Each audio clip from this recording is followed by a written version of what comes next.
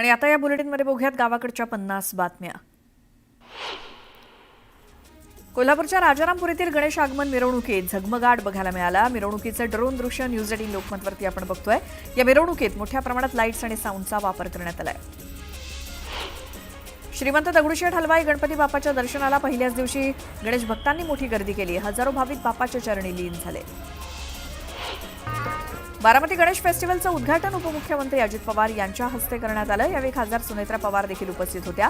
कला आणि गुणांचा अनोखा संगम म्हणजे गणेशोत्सव अशी भावना अजित पवारांनी व्यक्त केली. गणेशोत्सव काळात कुठलाही त्रास होऊ नये याची सर्वांनी काळजी घ्यावी असं आवाहन त्यांनी केलं. बदलापूर पश्चिमेच्या मिर्जनकन परिवारानं यावेळी एक अनोखी संकल्पना आपल्या गणपतीच्या सजावटीमध्ये साकारली आहे. या परिवारानं जम्मू काश्मीरमधील चिनाब रेल्वे पुलाची प्रतिकृती आपल्या घरगुती गणपती देखाव्यामध्ये सादर केली. अत्यंत सुबक पद्धतीनं त्यांनी हा देखावा सादर केलाय. मुंबईच्या दादरमधील छोट्या बालकानं अनोख्या पद्धतीनं गणपतीची पूजा केली. आपल्या लाडक्या बाप्पासाठी त्यानं खास आरास केली आहे. बाप्पाच्या भक्तीत हा चिमुकला तल्लीन होऊन बाप्पाची आरती करताना दिसतोय. मुंबईच्या ताडदेव इथल्या नरेश घाग यांच्या बाप्पाला 101 वर्ष पूर्ण झाले. त्यानिमित्तानं पुरातन शिवगुहेचा देखावा साकारला असून बाप्पाच्या मूर्तीसही विशेष आकर्षण आहे. शेगावमधील संत गजानन महाराजांचं मंदिर ऋषी पंचमी उत्सवाच्या पार्श्वभूमीवर आज आणि उद्या 2 दिवस रात्रभर खुलं ठेवण्याचा निर्णय मंदिर संस्थानकडून घेण्यात आलाय. धुळे शहरातील पहिला मानाचा गणपती म्हणून मान्यता असलेल्या खुनी गणपतीची भक्तिभावे स्थापना करण्यात आली. 130 वर्षांची सार्वजनिक गणेशोत्सवाची परंपरा असलेला खुनी गणपती हा हिंदू मुस्लिम ऐक्याचं प्रतीक आहे.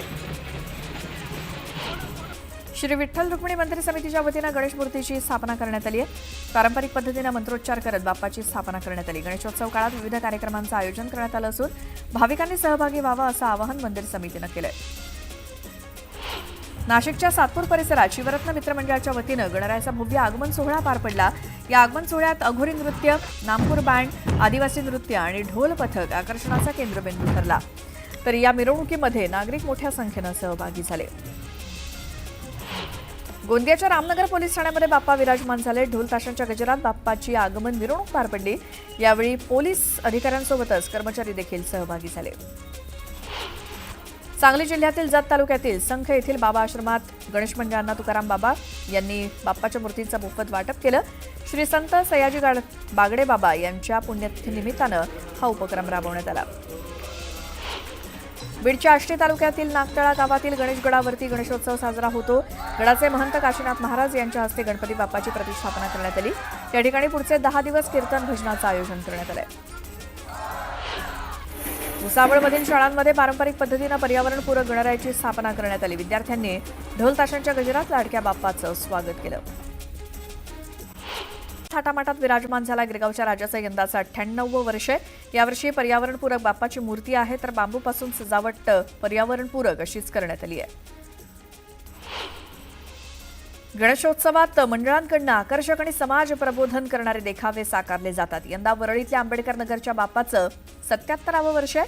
या मंडळानं केदारनाथ मंदिराचा देखावा साकारला. या गणपतीची स्थापना 1947 मध्ये तत्कालीन पंतप्रधान पंडित जवाहरलाल नेहरू यांच्या हस्ते करण्यात आली होती. उद्धव ठाकरेंनी राज ठाकरेंच्या शिवतीर्थ निवासस्थानी जाऊन गणपती बाप्पाचं दर्शन घेतलं. उद्धव ठाकरेंसोबत रश्मी ठाकरे आणि आदित्य ठाकरे देखील बाप्पाच्या दर्शनाला आले होते. मुख्यमंत्री देवेंद्र फडणवीस यांनी देखील राज ठाकरेंच्या निवासस्थानी जाऊन बाप्पाचं दर्शन घेतलं. उद्धव ठाकरेंनंतर मुख्यमंत्री फडणवीसांनीही शिवतीर्थ या निवासस्थानी जाऊन दर्शन घेतलं. मनसे अध्यक्ष राज ठाकरे यांच्या घरी शिवसेना उबाठाचे खासदार संजय राऊत यांनी देखील भेट दिली. राऊत यांनी राज ठाकरेंच्या निवासस्थानी जाऊन बाप्पाचं दर्शन घेतलं.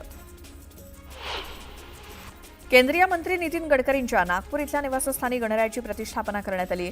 यावेळी गडकरींनी सहपरिवार पूजा आणि आरती केली. उपमुख्यमंत्री एकनाथ शिंदेंच्या हस्ते ठाण्यातील किसननगर इथल्या गणपतीची प्रतिष्ठापना करण्यात आली. यावेळी शिंदेंनी बाप्पाची आरती केली.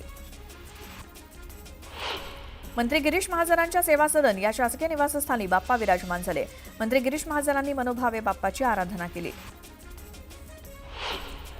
राज्याचे कृषी मंत्री दत्तात्रय भरणे यांच्या निवासस्थानी गणराया विराजमान झाले. मंत्री भरणेंच्या बाप्पासाठी भाजीपाला, फळं आणि कडधान्यापासून आरास करण्यात आली. राज्यातील सर्व शेतकऱ्यांना सुख समृद्धी आणि ऐश्वर्य लाभू दे असं साकडं यावेळी दत्ता भरणे यांनी बाप्पाच्या चरणी घातलं. मुख्यमंत्री देवेंद्र फडणवीसांनी भाजप आमदार निरंजन डावखरे यांच्या ठाण्यातील निवासस्थानी जाऊन गणरायाचं दर्शन घेतलं। यावेळी मुख्यमंत्री फडणवीसांनी मनोभावे प्रार्थना केली। भाजप नेत्या नवनीत राणा यांच्या अमरावतीतल्या शंकरनगर निवासस्थानी गणपती बाप्पाचं थाटात वाजत गाजत आगमन झालं। नवनीत राणांनी पूजा अर्चा करत बाप्पाला साकडं घातलं। शेतकऱ्यांवरचं विघ्न दूर करावं असं साकडं त्यांनी गणपती बाप्पाला घातलं। आमदार सुधीर मुनगंटीवार यांच्या चंद्रपुरातल्या निवासस्थानी देखील बाप्पाचं आगमन झालं। फुलांच्या गाभाऱ्यात शाडूची मूर्ती स्थापन करण्यात आली। यावेळी मुनगंटीवारांनी सिंदूर लेपन केलं आणि जनतेच्या कल्याणासाठी कार्य करण्याची शक्ती दे अशी मनोकामना मुनगंटीवारांनी बाप्पाच्या चरणी केली। काँग्रेसच्या खासदार प्रतिभा धानोरकर यांच्या घरी बाप्पा विराजमान झालेत। वरोरा इथल्या घरी त्यांनी आपल्या कुटुंबियांसोबत गणेशाची स्थापना केली। घरचा गणेशोत्सव दिवंगत खासदार बाळू धानोरकर यांनी सुरू केलेली परंपरा असून आज त्यांची प्रकर्षानं आठवण होते अशी भावना प्रतिभा धानोरकर यांनी व्यक्त केली। बळीराजावरचं आसमानी संकट टळू दे अशी प्रार्थना धानोरकरांनी बाप्पाच्या चरणी केली। वस्त्रोद्योग मंत्री संजय सावकारे यांच्या भुसावळ इथल्या निवासस्थानी गणरायाची स्थापना करण्यात आली आहे। बाप्पाची विधिवत पूजा करत मंत्री सावकारेंनी सपत्नीक बाप्पाच्या चरणी ते लीन झाले। महसूल मंत्री चंद्रशेखर बावनकुळे यांच्या नागपुरातल्या निवासस्थानी बाप्पाचं आगमन झालं। बाप्पासाठी आकर्षक पद्धतीनं पर्यावरणपूरक अशी सजावट करण्यात आली। हिरव्या पानांचा वापर करून सजावट केली आहे। जळगावचे पालकमंत्री गुलाबराव पाटील यांनी आपल्या मुंबईतल्या मलबार हिल इथल्या निवासस्थानी गणरायाची विधिवत पूजा करून स्थापना केली। यावेळी त्यांनी बाप्पाच्या चरणी प्रार्थना केली। राष्ट्रवादी काँग्रेस शरदचंद्र पवार पक्षाचे प्रदेशाध्यक्ष शशिकांत शिंदे यांच्या घरी बाप्पाची स्थापना करण्यात आली। कुटुंबासोबत त्यांनी सिद्धिविनायकाच्या रूपातील मूर्तीची स्थापना केली आहे। श्रीमंत मुधोजी राजे भोसले यांच्या नागपुरातील निवासस्थानी बाप्पा विराजमान झाले। परंपरेनुसार 297व्या वर्षी गणपती बाप्पाची पारंपरिक पद्धतीने स्थापना करण्यात आली। भिवंडी लोकसभेचे माजी खासदार कपिल पाटील यांच्या हायवे दिवे इथल्या निवासस्थानी गणपती बाप्पा विराजमान झाले। यावेळी कपिल पाटील यांनी सहकुटुंब बाप्पाचं पूजन केलं। सर्वांना सुखी ठेवण्यासाठी त्यांनी बाप्पाच्या चरणी साकडं घातलं। अभिनेते गोविंद आहुजा यांच्या घरी बाप्पा विराजमान झाले। त्यांनी पत्नी सुनीता यांच्यासोबत बाप्पाची स्थापना केली। गोविंद आणि सुनीता आहुजा यांच्या घटस्फोटाची चर्चा सुरू होती, मात्र त्यांनी आता एकत्र बाप्पाची स्थापना केल्यामुळे या चर्चांना पूर्णविराम मिळालाय। दरवर्षीप्रमाणे यावर्षी देखील अभिनेत्री सोनाली कुलकर्णीच्या घरी गणपती बाप्पाचं आगमन झालं। यंदाही सोनालीनं पर्यावरणपूरक बाप्पाची मूर्ती बनवली आहे। यावर्षी निसर्गाचं रूप आणि समतोल साकारण्याचा प्रयत्न सोनालीनं केलाय, तर महाराष्ट्र खड्डेमुक्त व्हावा यासाठी बाप्पाकडे तिनं प्रार्थना केली आहे। अभिनेता संतोष जुवेकरनं त्याच्या कळव्यातल्या घरी परंपरेनुसार बाप्पाची स्थापना केली। पर्यावरणपूरक बाप्पाची स्थापना करत मराठी सिनेसृष्टीला चांगले दिवस येऊ दे अशी प्रार्थना संतोष जुवेकरनं केली। मनोज जरांगे यांच्या आझाद मैदानावरील आंदोलनाला पोलिसांनी परवानगी दिली। ही परवानगी सध्या केवळ एका दिवसासाठी असून यामध्ये काही अटीशर्ती घालण्यात आलेल्या आहेत। त्यानुसार आंदोलनाच्या काळात गणेशोत्सव सुरू असल्यामुळे वाहतुकीला अडथळा, नागरिकांना त्रास होईल असं वर्तन करता येणार नाही। तसंच या आंदोलनाला सकाळी 9 ते संध्याकाळी 6 वाजेपर्यंत परवानगी असेल असं मुंबई पोलिसांनी त्यांच्या आदेशात म्हटलंय।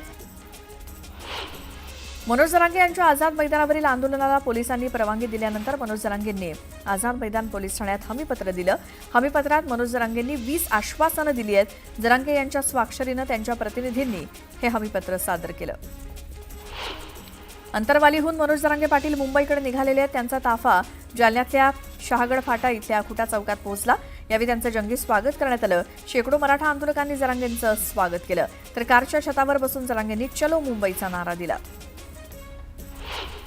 जुन्नरमध्ये मराठा बांधवांसाठी जेवणाची तयारी करण्यात आली। आंदोलक मुंबईकडे जात असताना त्यांच्या खाण्यापिण्याची सोय व्हावी म्हणून जुन्नरमधील गावागावातनं कोरडा शिधा जमा झालाय। सोलापूरच्या बार्शीतनं मराठा आंदोलक गणपतीची मूर्ती सोबत घेऊन मुंबईकडे रवाना झालेत। आंदोलनाच्या ठिकाणीच गणेशोत्सव साजरा करू असं जरांगेंनी सांगितलं। जरांगेंच्या मोर्चाला मावळ तालुक्यातून पाठिंबा मिळतोय। लोणावळ्यात वरसोली टोलनाक्यावरती चलो मुंबई, गरजवंत मराठ्यांचा लढा असे बॅनर लावून मराठा बांधवांना मोर्चात सहभागी होण्याचं आवाहन केलंय। मनोज जरांगेंच्या आंदोलनाला दिवंगत महादेव मुंडेंच्या पत्नी ज्ञानेश्वरी मुंडेंनी पाठिंबा दिला। मनोज जरांगे पाटील लोकशाही आणि शांततेच्या मार्गाने लढा देत आहेत, त्यामुळे सर्वांनी त्यांच्या आरक्षण लढ्याला पाठिंबा दिला पाहिजे असं आवाहन ज्ञानेश्वरी मुंडेंनी केलं। न्यायालयानं परवानगी दिली नव्हती तरीही मुंबई पोलिसांनी नियम अटींसह जरांगेंना परवानगी दिली आहे। त्यांचं जरांगेंनी पालन करावं असा सल्ला ओबीसी नेते लक्ष्मण हाकेंनी दिलाय. बेकायदेशीर मागणीसाठी जरांगेंनी गणेशोत्सवात षडयंत्र रचल्याचाही आरोप हाकेंनी केला. राज्याच्या 12 कोटी लोकसंख्येपैकी 12 ते 15% मराठा समाज आहे. त्यापैकी 5% मराठा बांधव आंदोलनात सहभागी होतील. जरांगे सरकारला वेठीस धरण्याचा प्रयत्न करत असल्याचा आरोप नवनाथ वाघमारेंनी केलाय. दंगली घडवण्याचं षडयंत्र असल्याचा आरोपही ओबीसी नेते वाघमारेंनी केला. मंत्री राधाकृष्ण विखे पाटलांनी रावसाहेब दानवेंची भेट घेतली. शिर्डीतील शासकीय विश्रामगृहात दोघांमध्ये चर्चा झाली. मनोज जरांगे पाटलांनी भेटण्याची आणि चर्चेची भूमिका मांडली तर आम्ही नक्की विचार करू असं राधाकृष्ण विखे पाटलांनी स्पष्ट केलं. रावसाहेब दानवेंसोबतची भेट वैयक्तिक होती. दानवे व्यक्तिगत कामासाठी आले होते अशी माहिती विखे पाटलांनी दिली. सिंधुदुर्ग जिल्ह्यातील कणकवली, कुडाळ आणि सावंतवाडी तालुक्यात जोरदार पाऊस झाला. गणेश चतुर्थीच्या पहिल्याच दिवशी पावसाची रिपरिप सुरू असल्यामुळे गणेश भक्तांची तारांबळ उडाली. सिंधुदुर्ग जिल्ह्यात दिवसभर पावसाची संततधार सुरू आहे. रात्री जोरदार पाऊस बरसला असून 31 ऑगस्टपर्यंत जिल्ह्याला येलो अलर्ट देण्यात आलाय. स्वाभिमानी शेतकरी संघटनेचे अध्यक्ष राजू शेट्टी यांनी नांदेड जिल्ह्यातील पूरग्रस्त गावांना भेट दिली. मुखेड तालुक्यातील हसनाळ येथे पाहणी करत शेतकऱ्यांशी संवाद साधला. गावकऱ्यांनीही सांगूनही लेंडी धरणाचे दरवाजे उघडले नाही, त्यामुळे पूर आला असा आरोप राजू शेट्टींनी केला.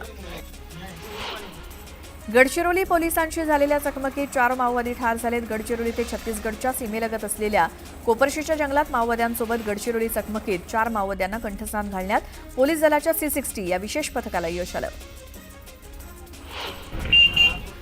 बुलढाणा मोताळा या मार्गावरती खडकी फाट्याजवळ एसटी बसचा अपघात झाला. बसवरचं नियंत्रण सुटल्यामुळे बस थेट मेंढरांच्या कळपात घुसली. या अपघातात 20 ते 25 मेंढ्यांचा मृत्यू झाला.